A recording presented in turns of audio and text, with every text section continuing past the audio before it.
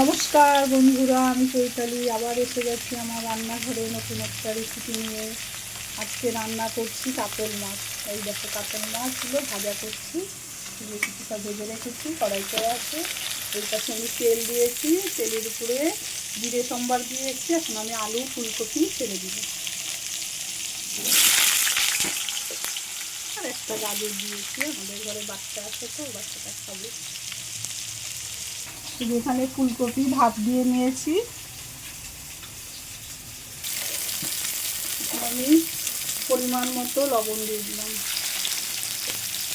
একটু হলুদ দিয়ে দিলাম। ভালো করে ভাজা করে নেব।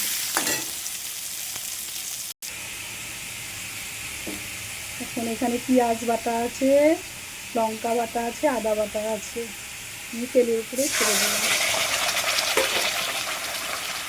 এখানে জিরে, হলুদ,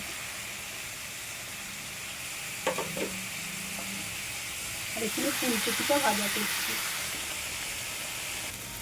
এবার আমি জল দিয়ে দিব, যে গরম জল করে রেখেছি, গরম জলটা দিয়ে দিলাম।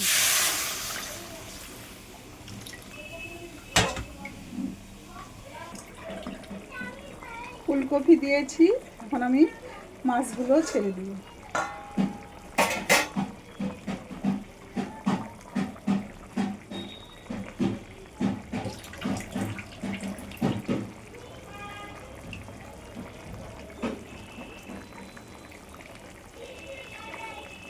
সব মাছ এক এক করে। এখন আমি ধনে পাতা দিয়ে দিব।